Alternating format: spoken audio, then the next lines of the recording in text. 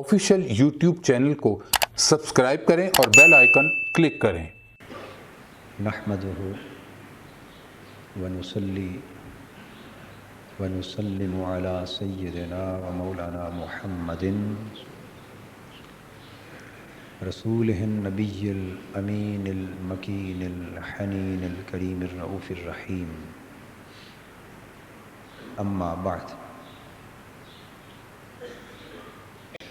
فاعوذ باللہ من الشیطان الرجیم، بسم اللہ الرحمن الرحیم۔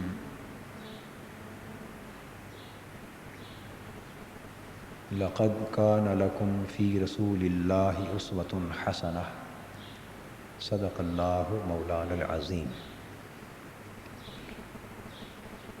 محترم علماء کرام، معزز خواتین و حضرات اور عزیزان گرامی قدر، اللہ رب العزت کی توفیق اور اس کی عنایت سے ہم نے پچھلے جمعۃ المبارک کو جس سلسلہ گفتگو کا آغاز کیا تھا اس کا عنوان تھا دین، مذہب اور سیاست کا تعلق سیرت نبوی صلی اللہ تعالیٰ علیہ وآلہ وسلم کی روشنی میں، یا سنت مصطفی صلی اللہ تعالیٰ علیہ وآلہ وسلم کی روشنی میں۔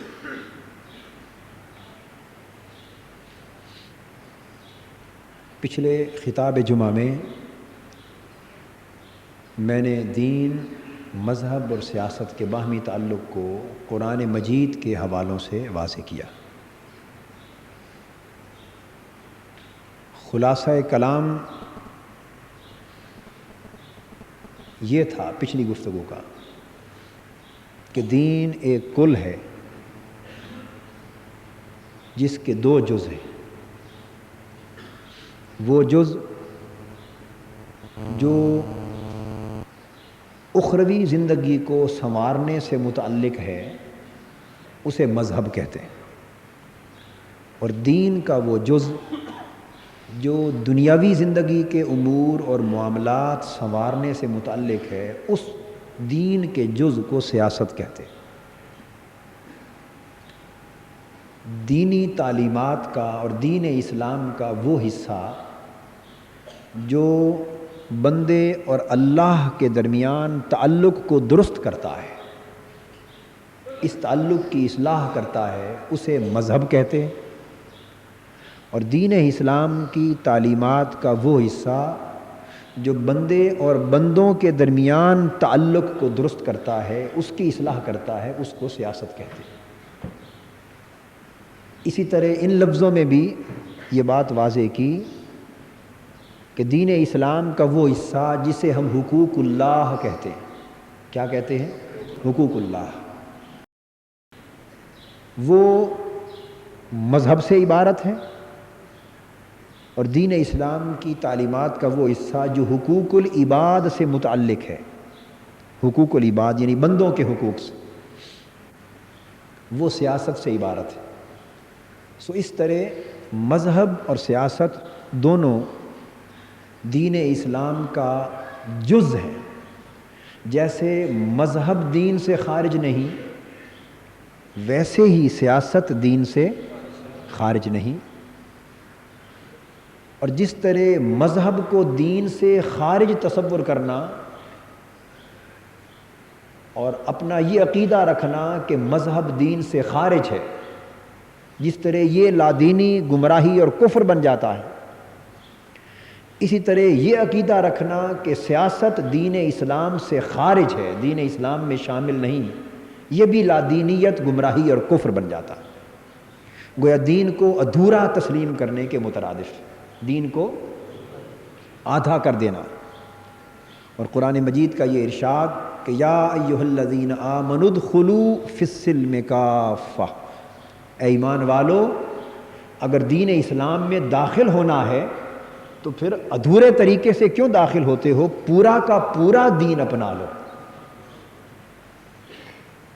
سارے کے سارے دین میں داخل ہو جا، یعنی دین کے مذہبی احکام بھی اپناؤ اور دین کے سیاسی احکام بھی اپناؤ۔ یہ میں نے پچھلی گفتگو کا خلاصہ آپ کو سمجھا دیا۔ تو قرآن مجید کی روشنی میں دین، مذہب اور سیاست کے تعلق کو سمجھ لینے کے بعد آج ہم براہ راست حضور علیہ الصلوۃ والسلام کی سنت طیبہ اور سیرت مبارکہ کے مضمون کی طرف آ رہے ہیں۔ قرآن مجید نے ارشاد فرمایا کہ آخرت کی اصلاح چاہنے والوں کے لیے رسول اللہ صلی اللہ تعالی علیہ وآلہ وسلم کی حیات طیبہ میں بہترین اسوہ ہے، بہترین نمونہ ہے۔ اگر چاہتے ہو کہ تم کامل بن جاؤ تو حضور علیہ الصلوۃ والسلام کے نمونہ کامل کو اپنا لو، چونکہ زندگی کا کمال حضور علیہ الصلوۃ والسلام ہی کی سیرت طیبہ کے اپنانے میں ہے اور آپ ہی کی سنت مبارکہ کے اپنانے میں ہے۔ تو آئیے آج ہم ایک سرسری سا جائزہ لیں حضور علیہ الصلوۃ والسلام کی سیرت طیبہ کا، ایک سیرت طیبہ کے اس گوشے کا جائزہ جس سے آپ کی حیات طیبہ کا سیاسی پہلو آشکار ہو سکے، تاکہ پتہ چلے کہ دین اسلام کا جو سیاسی پہلو ہے اور سیاست کا جو حصہ ہے، اس کا حضور علیہ السلام کی سیرت طیبہ سے کیا تعلق، یا حضور علیہ السلام کی ذات پاک سے سیاست کا کتنا تعلق اور آپ کی ذات پاک کا سیاست کے ساتھ کتنا تعلق ہے۔ آج ہم سیرت مصطفی صلی اللہ علیہ وآلہ وسلم کے اس گوشے کا جائزہ لے رہے ہیں۔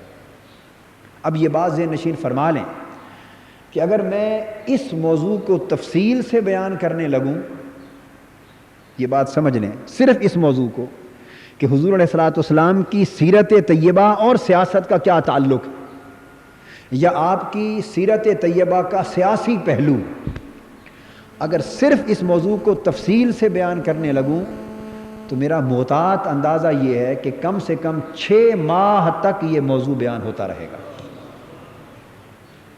کم سے کم 6 ماہ صرف یہ موضوع احادیث مبارکہ کی روشنی میں، سیرت پاک کی روشنی میں، حضور کی سوانح مبارکہ کی روشنی میں بیان ہوتا رہے گا۔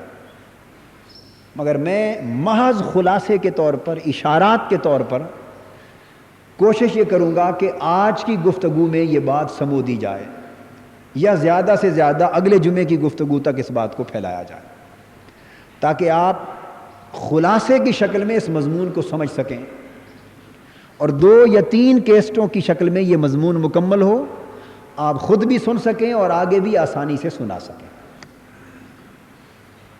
چونکہ میں نے عرض کیا کہ اب ہمارا سلسلہ کلام خطبہ جمعہ میں وہ دینی تربیت کی نوعیت کا ہے، اس میں عشق الہی کی بات بھی ہوگی، عشق رسول صلی اللہ علیہ وسلم کی باتیں بھی ہوں گی، درد و سوز کی باتیں بھی ہوں گی، پیار و محبت کی باتیں بھی ہوں گی، علم و تحقیق کی باتیں بھی ہوں گی، مگر مرکز و محور ذہنی تربیت ہوگا، فکری تربیت ہوگا، تاکہ تصورات جو دین کے دھندلا گئے ہیں انہیں اجاگر کیا جائے، ذہنوں کی، فکروں کی، سوچوں کی اصلاح کی جائے، تاکہ ہماری تحریک انقلاب کے مرحلوں کی طرف جوں جوں آگے بڑھے، آپ کے ذہن اور دل اور آپ کی سوچیں خود بخود اس طرح کشادہ ہوتی چلی جائیں کہ وضاحت طلب کرنے کے لیے میری طرف چٹیں بھیجنے کی ضرورت نہ رہے۔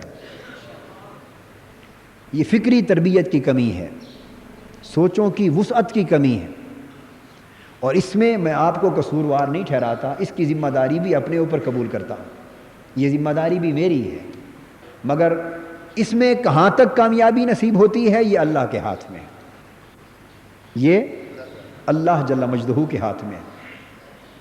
کوشش کرنا اس کی توفیق سے یہ میرا فریضہ ہے، اور اس کوشش کو کامیابی سے ہمکنار کر دینا یہ اللہ رب العزت کے دست قدرت میں ہے۔ اور اب جس طرح میں یہ ذمہ داری نبھا رہا ہوں، ایک ذمہ داری آپ کے کندھوں پر عائد ہوتی ہے، اور وہ یہ کہ تحریک اور انقلاب کے دور میں داخل ہو جانے کے بعد اب آپ میں سے ہر فرد پر یہ لازم ہے، بلکہ فرض ہے، کہ وہ پوری توجہ اور انہماک کے ساتھ گفتگو کو سنے، سمجھے، اور پھر آپ میں سے ہر فرد مبلغ بن جائے۔ کیا؟ مبلغ بن جائے، اور اگلے جمعۃ المبارک سے پہلے جو سبق آپ نے ایک جمعہ کے خطاب میں لیا وہ کم سے کم 100 افراد تک آگے پہنچا دیں۔ کیا یہ مشکل ہے؟ 7 دن ہے جمعہ سے جمعہ تک، اور اگر آپ یومیہ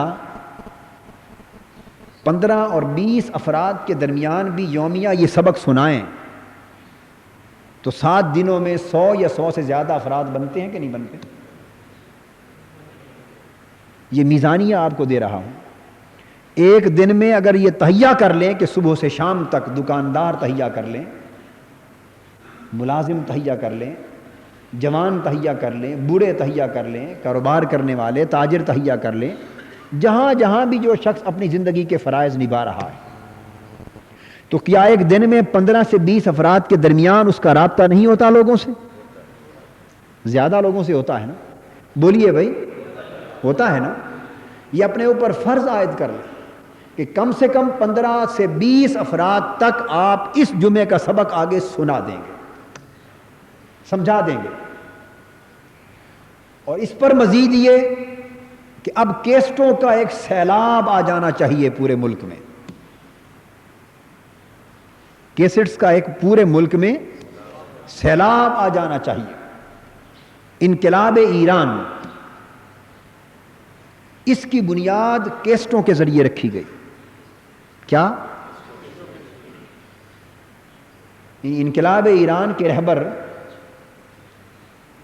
فرانس میں جلا وطنی کی زندگی بسر کر رہے، اور ایران کے اندر شہنشاہیت ہے، وہاں سے وہ قائد انقلاب اپنی کیسٹیں انقلابی پیغام کے ساتھ بھر بھر کے مختلف خفیہ طریقوں سے ایران میں پہنچا رہا ہے، اور پھر لاکھوں کروڑوں کی تعداد میں کیسٹوں کی کاپیاں کر کے پورے ملک کے گاؤں گاؤں، کریا کریا، گھر گھر کیسٹیں پہنچ رہی ہیں، ہر گھر وہ پیغام انقلاب سنایا جا رہا ہے۔ تو چند سالوں کی اس تگ و دو سے پورا ملک انقلاب کے لیے اٹھ کھڑا ہوا۔ چائنا میں جب انقلاب آیا، میں آپ کو تاریخی حقائق سمجھا رہا ہوں، چائنا کا انقلاب، ماؤ زے تونگ جو چائنیز کمیونسٹ پارٹی کے چیئرمین تھے، اپنا پیغام انقلاب کیسٹوں کے ذریعے ایک ایک گھر، ایک ایک فرد کے کانوں تک پہنچا رہے ہیں۔ تو جب تک یہ پیغام پوری وضاحت اور صراحت کے ساتھ ملک کے ایک ایک فرد کے کان تک نہیں پہنچ جاتا، اس وقت تک سمجھیے کہ قوم ذہنی طور پہ انقلاب کے لیے تیار نہیں ہوتی۔ روس کا جب انقلاب آیا، انقلاب کا پیغام ایک ایک فرد اور ایک ایک بچے کے کانوں تک پہنچایا گیا، کیسٹوں کے ذریعے، مختلف طریقوں سے۔ یہ تو تھے اس صدی اور پچھلی صدی کے اسلامی ملکوں اور غیر اسلامی ملکوں کے انقلابات کے احوال۔ اب میں آپ کو اس سرچشمے کی طرف لے جاتا ہوں جو سرچشمہ اسلام ہے، جہاں سے ہم رہنمائی لے رہے ہیں، جہاں سے ہم رہنمائی لے رہے ہیں، اور پوری امت قیامت تک رہنمائی لیتی رہے گی۔ حضور علیہ الصلوۃ والسلام نے اسلامی انقلاب کی بنیاد اسی تصور پر استوار کی، اور جتنے رہبرایان انقلاب اس پوری دنیا میں آئے، خواہ اسلامی تھے یا غیر اسلامی تھے، میں سمجھتا ہوں کہ ہر شخص نے بالواسطہ یا بلا واسطہ مصطفی انقلاب کے ہی طریقے اور حضور کی سنت و سیرت سے اخذ کیا۔ کیسے؟ آپ حیران ہوں گے۔ اس پوری کائنات انسانیت میں حضور علیہ الصلوۃ والسلام سے بڑھ کر انقلابی رہنما نہ کوئی آیا، نہ قیامت تک کوئی آ سکتا ہے۔ اور جو انقلاب مصطفی انقلاب کی شکل میں برپا ہوا، اس جیسا انقلاب انسانیت کی تاریخ میں نہ کبھی پہلے برپا ہوا، نہ قیامت تک کبھی برپا ہونے کی توقع اور امکان ہے۔ مگر جو بات سمجھانا چاہتا ہوں وہ بھی یہ کہ حضور علیہ الصلوۃ والسلام نے بھی اپنا انقلابی پیغام اسی ذریعے ہر فرد تک پہنچایا۔ کیسے؟ حکم دے دیا امت کو۔ انقلاب کا پہلا پیغام کیا تھا؟ جب حضور علیہ الصلوۃ والسلام کو فریضہ رسالت سونپا گیا، کفر اور طاغوت کے خلاف جب ٹکر لینے کی ذمہ داری آقا دو جہاں صلی اللہ تعالی علیہ وآلہ وسلم کو سونپ دی گئی اور فریضہ رسالت کی ادائیگی کا بوجھ آقا کے کندھوں پر لاد دیا گیا، تو ارشاد ہوا میرے محبوب اب خاموشی کا وقت نہیں ہے، اب دار ارکم میں چھپ کے میرے بندوں کو میری کبریائی کا پیغام پہنچانے کا وقت گزر گیا۔ میرے محبوب اب اٹھ کھڑا ہو اور میدان کارزار میں اتر آ۔ فرمایا یا ایھا المدثر قم فانذر وربک فکبر۔ اے پیاری پیاری چادر اوڑھ کے لیٹنے والے محبوب، اے کالی کالی کملی دوش پر لے اوڑھ کے لیٹنے والے محبوب، اب اٹھ کھڑا ہو۔ قم، یہ انقلاب کا پیغام اتر رہا ہے۔ جبرائیل امین پیغام انقلاب لے کے زمین پہ اتر رہے ہیں۔ کیا پیغام؟ پیغام انقلاب لے کر آسمانوں سے زمین پر اتر رہے ہیں۔ اور آقا خدا کا لاڈلا محبوب، سہنی سہنی پیاری پیاری چادر، جس چادر پہ رب بھی فدا ہے، رب کے بندے بھی فدا ہیں، وہ اوڑھ کر لیتا ہے اللہ کا محبوب۔ فرمایا جبرائیل اب یہ پیغام انقلاب لے کر میرے محبوب کے پاس جا، اور مخاطب پیار سے ہونا، مخاطب پیار سے ہونا اور بات انقلاب کی کرنا۔ جب میرے محبوب سے خطاب کرنا تو چونکہ میری طرف سے بات جا رہی ہے نا، کہنا یا ایھا المدثر، اے پیاری پیاری چادر اوڑھنے والے محبوب۔ جب میرا محبوب متوجہ ہو جائے تو پھر میری طرف سے پیغام انقلاب سنانا۔ قم، آقا رب کریم نے فرمایا ہے اب اٹھ کھڑے ہو جائیے۔ بولیے اس پیغام انقلاب کے پہلے لفظ کو آپ بھی دہرائیں، قم۔ کیا فرمایا؟ ہاتھ کھڑا کر کے کہیں، فرمایا قم۔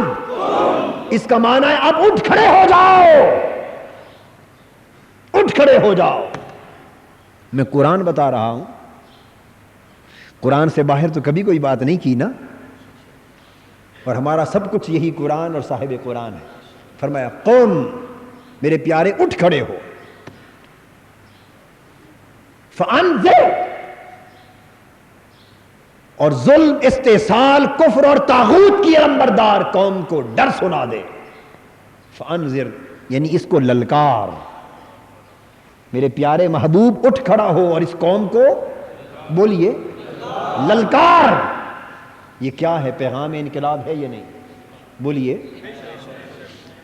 پہلے بھی دیا جاتا رہا۔ حضرت موسیٰ علیہ السلام سے فرمایا تھا اذهب الى فرعون انه طغى، اے موسیٰ جا فرعون کی طرف، وہ باغی ہو چکا ہے، اس کے گریبان کو پکڑ کے جھنجھوڑ، اور اقتدار کے نشے میں بدمست فرعون کے دماغ کو ٹکانے لگا۔ قرآن کہہ رہا ہے اذهب الى فرعون انه طغى۔ یہ پیغام انقلاب تھا جو حضرت موسیٰ علیہ السلام کو دیا گیا، پھر دوبارہ دیا گیا حضرت موسیٰ علیہ السلام اور ہارون علیہ السلام کو ملا کر۔ فرمایا اذهبا الى فرعون انه طغى، اے موسیٰ و ہارون علیہ السلام دونوں جاؤ فرعون کی طرف، اس کے ایوان اقتدار میں زلزلہ برپا کر دو اپنی انقلابی آواز کے ساتھ، اپنی پیغمبرانہ للکار کے ساتھ۔ وہ سرکش و باغی ہو چکا ہے، اقتدار کے نشے میں بدمست ہو چکا ہے، وہ خدا کو بھول کر خدا کے بندوں سے سجدہ کروا رہا ہے۔ یہ پیغام انقلاب ان کو بھی ملا، اور یہی پیغام انقلاب حضور علیہ الصلوۃ والسلام کو بھی دیا گیا، مگر یہاں فرمایا قم فانذر، میرے پیارے اٹھ کھڑا ہو اور اس بدمست قوم کو للکار، اسے ڈر سنا، اور نعرہ انقلاب کیا بپا کر، نعرہ انقلاب کیا بلند کر، فرمایا وربک فکبر، انہیں کہہ دے کہ اے بڑائی کے جھوٹے دعوے کرنے والوں، تمہارے بتوں کو پاش پاش کیا جاتا ہے، بڑا حکمرانی کے لائق صرف رب کریم ہے۔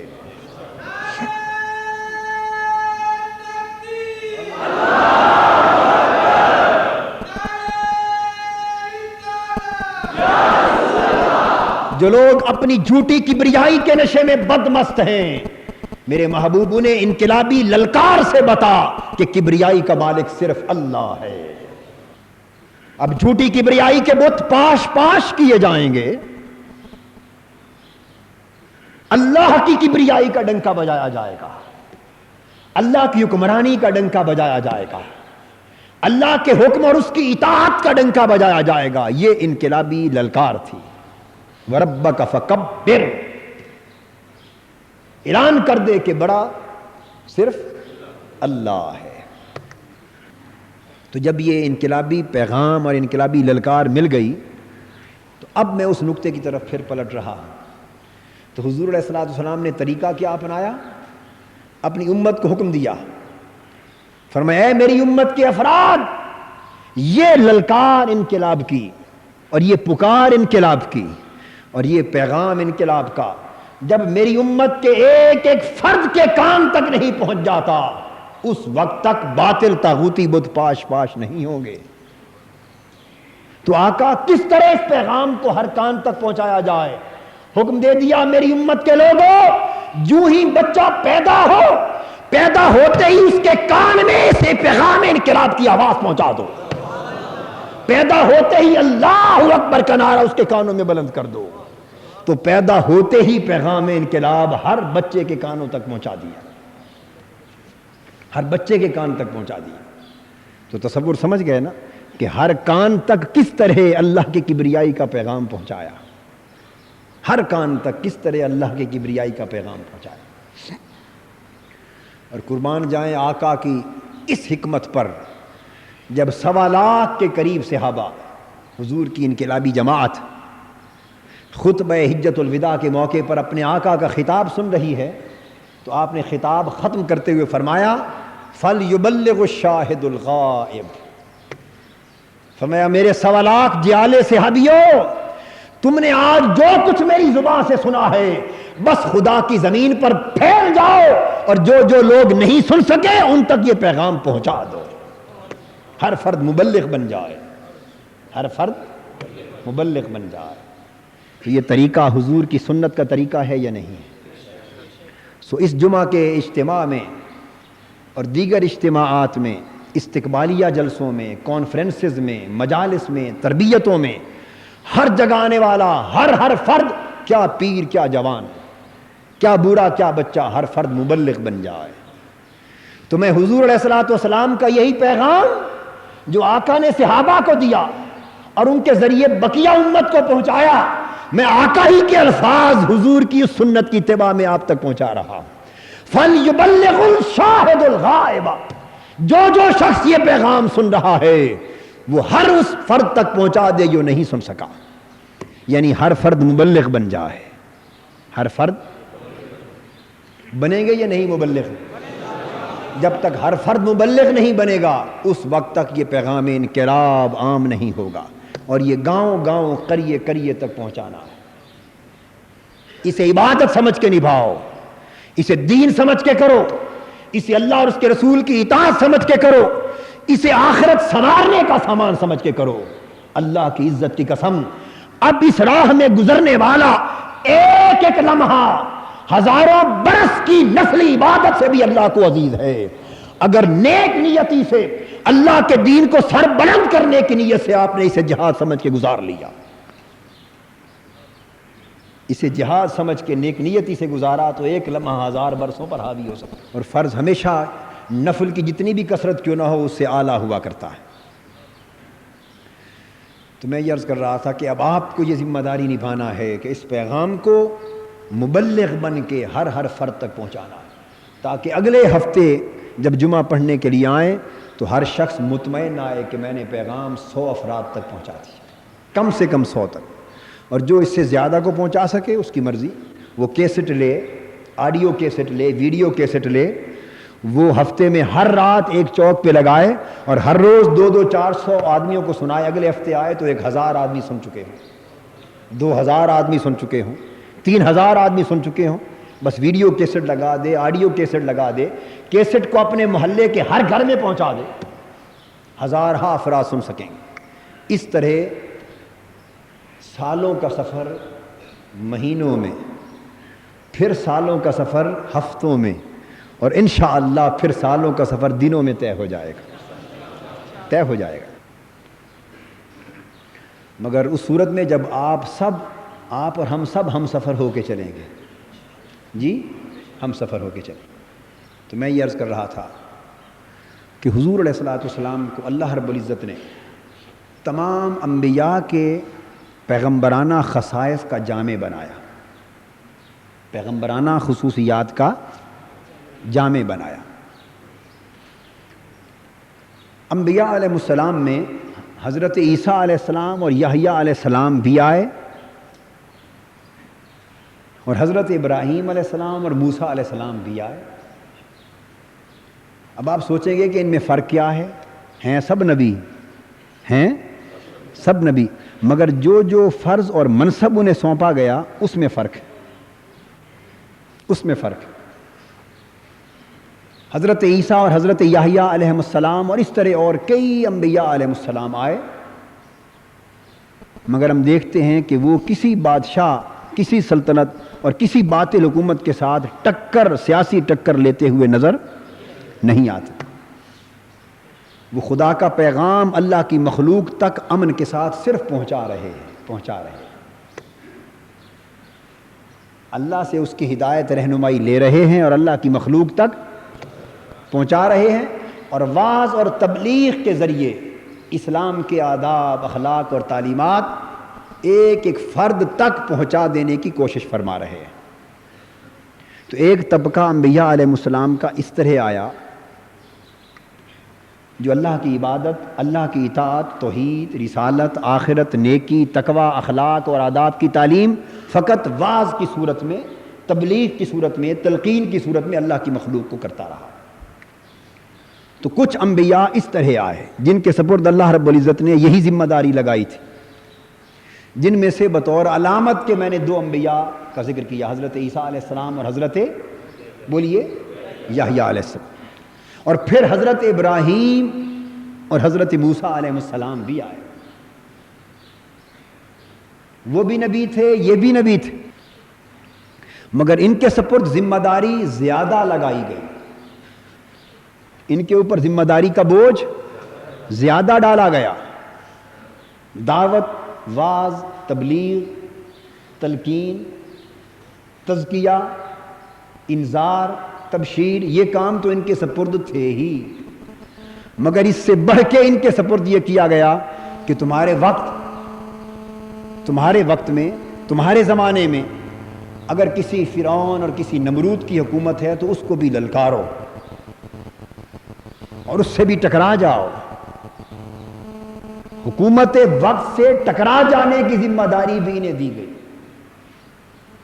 حضرت ابراہیم علیہ السلام نمرود وقت سے ٹکرائے یا نہیں؟ بولیے۔ اور پھر آگ میں ڈالے گئے یا نہیں؟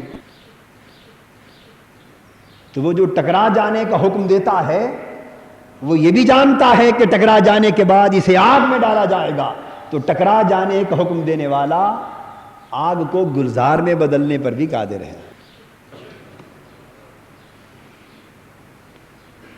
تو ان کو نمرود سے ٹکرانے کا حکم ملا، حکومت وقت سے، جابر اقتدار سے، ٹکرانے کا حکم ملا، اور حضرت موسیٰ علیہ السلام کو فرعون مصر سے ٹکرانے کا حکم ملا۔ حضرت موسیٰ علیہ السلام ٹکرا گئے حکومت وقت سے۔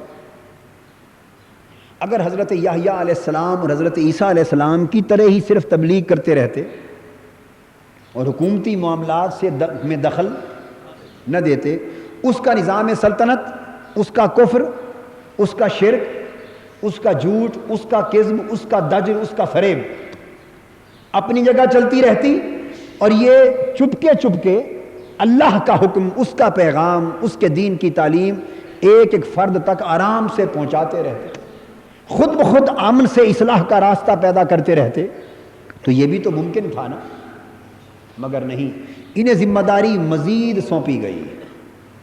انہیں فرمایا دعوت اور تبلیغ کا کام بھی کرو، اور جابر حکومت وقت سے ٹکرا بھی جاؤ، اور موسیٰ علیہ السلام سے فرمایا کہ اے موسیٰ، اب بنی اسرائیل کی غلام قوم کو اس کی حکومت سے آزادی بھی دلاؤ۔ حضرت موسیٰ علیہ السلام ٹکرائے بھی، پھر بنی اسرائیل کو کھڑا کیا، اٹھایا، اور دریائے نیل عبور کر کے لشکر فرعون سے ٹکر لی، بنی اسرائیل کو آزاد کرا کے لے گئے، وادی سینا میں گئے، پھر وہاں ملک کنعان کی کافر حکومت سے ٹکرانے کا حکم دیا۔ اللہ کا پیغمبر ہے، یہ جد و جہد ساری کیا ہے؟ سیاسی اور انقلابی جد و جہد ہے، یہ خالص مذہبی، قوم کو اٹھانا، اس کے اندر آزادی کا جذبہ پیدا کرنا، اور پوری قوم کو دریائے نیل عبور کروا کے وادی سینا میں لے جانا، وہاں ٹھہرا کے پھر ملک کنعان پر اس کافر قوم پر حملے کی ترغیب دینا، یہ محض مذہبی دعوت اور تبلیغ کی زندگی ہے، یا باطل قوتوں کو کچلنے کے لیے دینی سیاسی انقلاب کی زندگی ہے؟ بولیے، انقلاب کی زندگی۔ تو حضرت ابراہیم علیہ السلام اور موسیٰ علیہ السلام کے سپرد یہ کام بھی ہوئے۔ پھر حضرت داؤد علیہ السلام اور سلیمان علیہ السلام بھی آئے۔ حضرت داؤد، حضرت سلیمان، حضرت یوسف علیہ السلام، ایک طبقہ انبیاء کا یہ بھی آیا، ان کے سپرد مزید ذمہ داری بڑھائی گئی،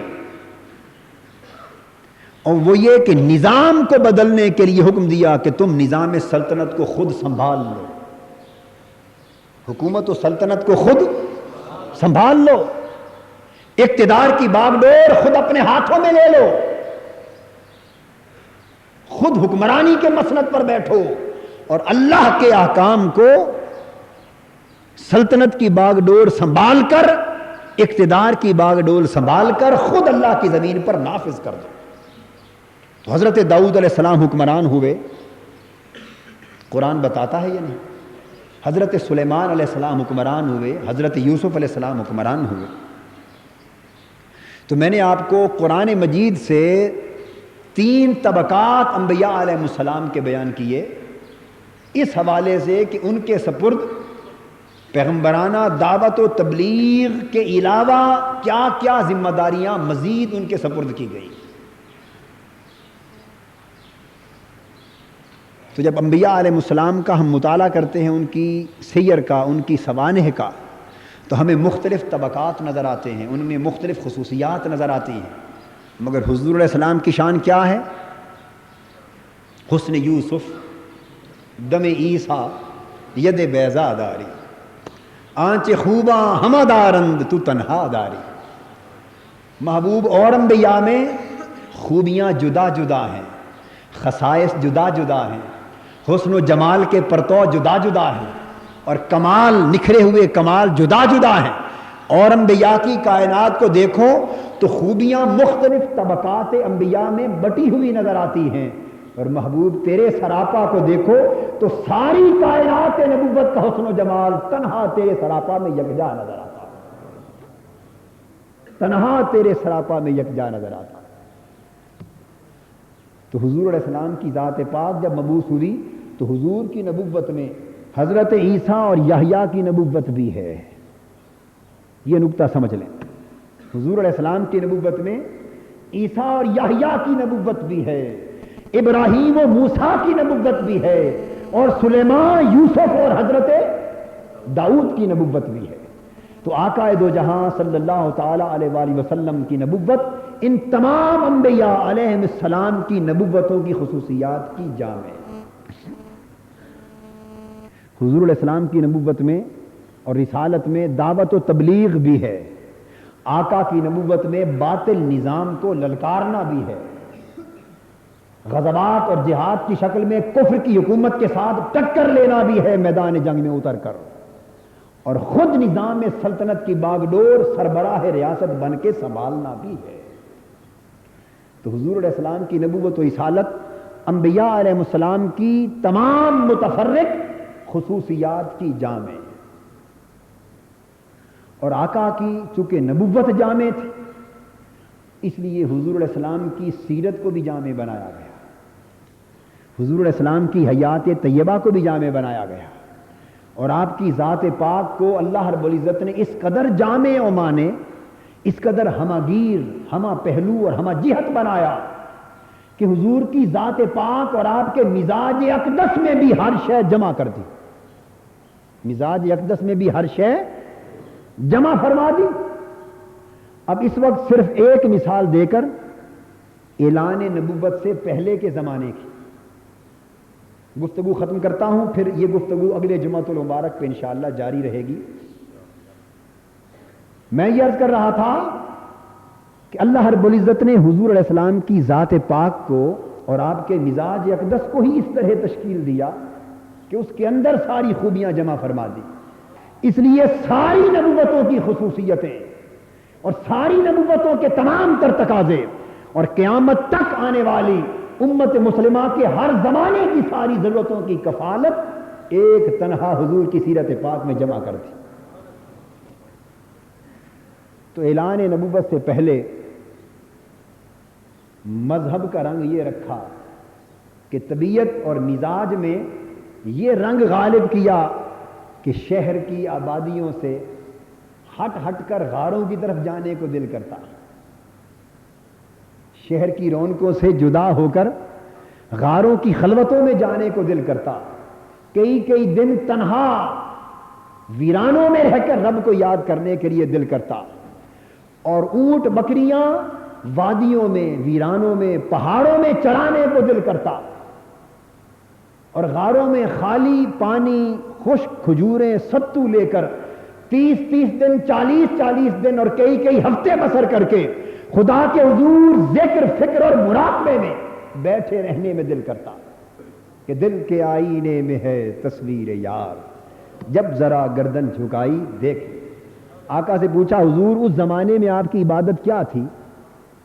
اس زمانے میں آپ عبادت کس طرح کرتے تھے؟ فرمایا مراقبہ کرتا تھا۔ سبحان، مراقبہ کیا ہے؟ آنکھیں بند کر کے دل کے آئینے کو تکتے رہنا۔ تو ارے دل کے آئینے میں نقش یار نظر آتا ہوگا نا، دل کے آئینے میں نقش یار نظر آتا ہوگا۔ ذکر و فکر اور مراقبہ، تہنس، یہ حضور کی عبادت تھی۔ تو مذہب کا رنگ بھی رکھا اور سیاسی زندگی کا رنگ رکھا۔ ابھی 14-15 برس عمر مبارک ہے، کتنی؟ 14-15 برس۔ تو طبیعت صرف عبادت ہی کی طرف، خلوت ہی کی طرف، تنہائی ہی کی طرف نہیں جاتی، بلکہ احوال حیات اور لوگوں کے احوال کا نظام درست کرنے کے لیے بھی طبیعت مبارکہ پیش ہے۔ قریش میں اور بنو قیس میں اور کنانہ کے تمام قبائل میں ایک سلسلہ جنگوں کا چلا آ رہا تھا، جنگوں کا ایک سلسلہ چلا آ رہا تھا۔ اب جنگوں میں دخل دینا، کیا جنگوں میں دخل دینا یہ مذہبی ذوق ہے یا سیاسی ذوق ہے؟ سمجھیے بات کو۔ حضور علیہ السلام کی عمر مبارک ابھی 14-15 برس، تو حرب فجار ہوئی اور حضور علیہ السلام اپنی اس نوجوانی کی عمر مبارک میں بنفس نفیس اس جنگ میں شریک ہوئے، حصہ لیا،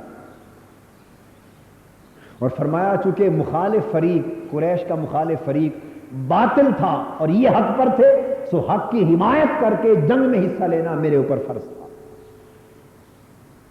یہ حضور علیہ السلام کے مزاج اقدس کا سیاسی پہلو ہے، ورنہ کوئی کہہ سکتا ہے جنگوں میں حصہ لینے کی کیا ضرورت، نبی ہیں، دعوت تبلیغ کا کام کرنا ہے، بس مزاج میں وہی پہلو ہوتا، مگر نہیں، بچپن اور نوجوانی سے باطل کو للکارنے کا ملکہ، باطل سے ٹکر لینے کا جذبہ مزاج اقدس میں رکھ دیا گیا ہے، باطل سے جنگ کرنے کا دائیہ مزاج پاک میں رکھ دیا گیا، تاکہ باطل کو فقط باطل کہنے والے ہی نہ رہے بلکہ للکار کے باطل سے ٹکر لینے والا نبی بن جائے، محض یہی نہ کہتا رہے کہ باطل باطل ہے، بلکہ نبی کی سیرت و اسوہ کا یہ پہلو بھی انسانیت دیکھ لے کہ جسے باطل سمجھتا ہے اسے باطل کہتا بھی ہے، اور جسے باطل کہتا ہے اسے باطل کہہ کے للکارتا بھی ہے، اور جسے للکارتا ہے میدان کارزار میں اتر کے اس سے جنگ بھی کرتا ہے۔ یہ کردار مصطفی ہے۔ اور پھر اس کے بعد جب یہ جنگ ختم ہو گئی تو پھر ایک مکان میں حضور علیہ الصلوۃ والسلام ہی کے چچا ان کے مکان میں اجتماع ہوا، حضرت زبیر بن عبد المطلب غالباً اجتماع ہوا، اور وہاں ایک انجمن تشکیل پائی۔ کیا یہ بات سمجھیں، ایک انجمن نہیں بناتے لوگ، ایک انجمن بنائی گئی اس میٹنگ میں، اور میرے آقا کی عمر 15 برس ہے، اس انجمن کے ممبر بنے، اس انجمن نے ایک معاہدہ طے کیا، انجمن نے ایک معاہدہ بنایا، اس معاہدے کا ایک دستور بنایا، انجمن نے اپنا ایک دستور بنایا کہ یہ انجمن کس مقصد کے لیے ہے، اس معاہدے کو دستور قرار دیا، اس دستور کا نام رکھا حلف الفضول۔ کیا؟ حلف الفضول۔ اور اس دستور کی عبارت یہ تھی، اس انجمن کے قیام کا مقصد یہ تھا کہ جو شخص کسی پر ظلم کے لیے ہاتھ اٹھائے گا اس ظالم کو ختم کر کے دم لیں گے، مظلوم کی مدد کریں گے، اور سرزمین مکہ پر کسی ظالم کو نہیں رہنے دیں گے، مظلوم کو اس کا حق دلائیں گے اور ظالم کو حق دینے پر مجبور کر دیں گے، ظالم کو ظلم سے روکیں گے، مظلوم کی داد رسی ہوگی، اور سرزمین مکہ پر کسی ظالم کو رہنے کی اجازت نہیں دی جائے گی۔ یہ تھا اس انجمن کا دستور حلف الفضول کے نام سے۔ یہ ہے کہ نہیں انقلابی دستور؟ یہ ہے کہ نہیں ایک انقلابی تحریک؟ یہ ہے کہ نہیں ایک انقلابی انجمن؟ نوجوانی کے زمانے میں میرے آقا اس انقلابی دستور، اس انقلابی انجمن، اس انقلابی تنظیم کے ممبر بنتے ہیں، اور پھر جوانی کے زمانے میں ایک مظلوم آقا کے پاس آیا کہ ابو جہل میرا حق نہیں دیتا، آقا چلے گئے اور ابو جہل کا گریبان پکڑا اور کہا ظالم مظلوم کا حق دے دو ورنہ تمہیں مکہ سے نکال دیا جائے گا۔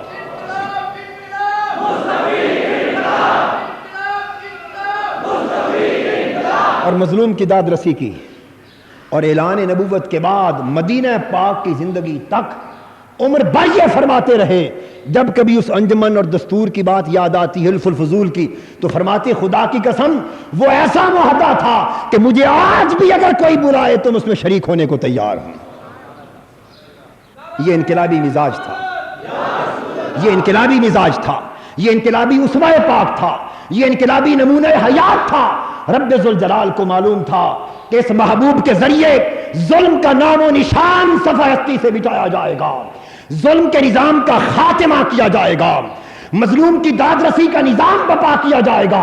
اس لیے لازم تھا کہ بچپن ہی سے اس محبوب کے مزاج اور سیرت میں یہ بات رکھ دی جائے۔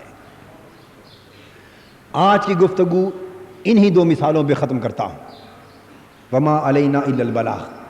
شیخ الاسلام ڈاکٹر محمد طاہر القادری کے آفیشیل یوٹیوب چینل کو سبسکرائب کریں اور بیل آئیکن کلک کریں۔